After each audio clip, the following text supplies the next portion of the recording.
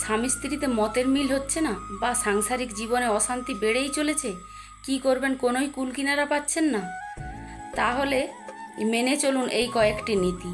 আমার এই ভিডিওটি আপনার জন্যেই তৈরি।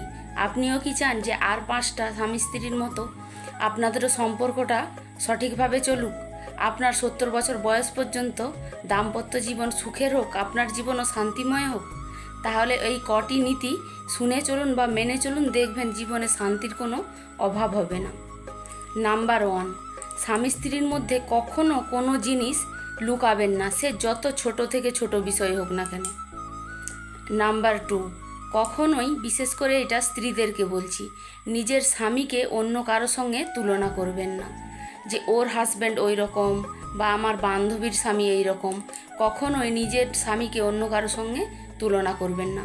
আপনার কাছে যেটা আছে বা উনি যেমন তেমনভাবেই তাকে মানিয়ে নেওয়ার চেষ্টা করুন। নাম্বার 3, একে অপরের ভালো বন্ধু হয়ে উঠুন, তারপর স্বামী স্ত্রী হবেন। নাম্বার 4, একজন রাগ করলে একজন চুপ থাকুন, দেখবেন তখনকার মতো অশান্তি কিন্তু বাড়বে না। নাম্বার 5, দুজন দুজনকে অনেক পরিমাণে উৎসাহ দিন, যে কোনো কাজে সাপোর্ট করুন। নাম্বার 6, কেউ কাউকে জোর করতে যাবেন না। স্বামী স্ত্রীর উপর বা স্ত্রী স্বামীর উপর কখনো অধিকার ফলাতে যাবেন না। নাম্বার 7, নিজে ধৈর্য ধরতে শিখুন, তারপরে স্ত্রীর ধৈর্যের কথা ভাববেন। নাম্বার 8, একে অপরের অনুভূতি বোঝার চেষ্টা করুন, আর সব রকম পরিস্থিতিতে নিজের সঙ্গী বা সঙ্গিনীকে সাপোর্ট করুন। নাম্বার 9, ভালোবাসা শুরু হয় সম্মান থেকে, তাই নিজের জীবন সঙ্গিনীকে বা সঙ্গীকে ভালোবাসার আগে তাকে তার প্রাপ্য সম্মান দিন, দেখবেন ভালোবাসা এমনিতেই চলে আসবে। নাম্বার 10, ত্যাগ করে কোনো কিছু খোঁটা দেবেন না। এটা বেশিরভাগ ক্ষেত্রে মেয়েদের ক্ষেত্রেই হয়, কারণ তারা যে কোনো কিছু কাজ করে বলে আমি তোমার জন্য এটা করেছি, তোমার জন্য ওটা করেছি। একটা কথা মনে রাখবেন, আপনি কিন্তু কখনোই আপনার স্বামীর জন্য ত্যাগটা করেননি, আপনি ত্যাগ করেছেন আপনাদের দুজনেরই সুন্দর একটি বিবাহিত জীবনের জন্যে।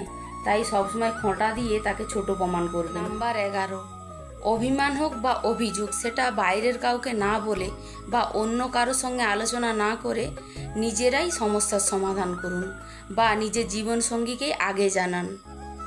নাম্বার 12, কখনোই ছোটোখাটো জিনিস নিয়ে অশান্তি করবেন না বা খোঁচা মেরে কথা বলবেন না।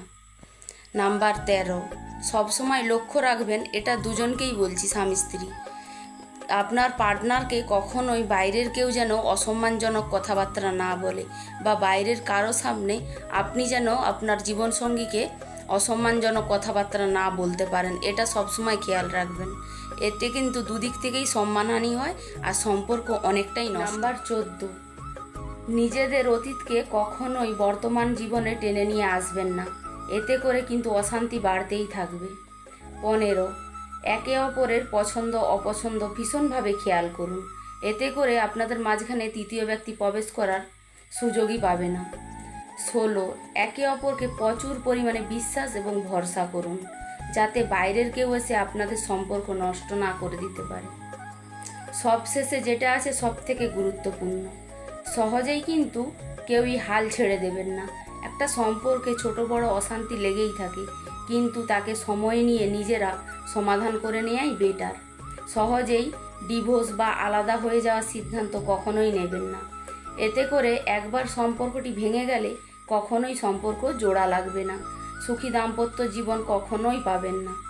আশা করি আমার কথাগুলি ভালোই আপনারা বুঝতে পেরেছেন। আর কি কি উপকার হলো অবশ্যই জানাবেন। ধন্যবাদ।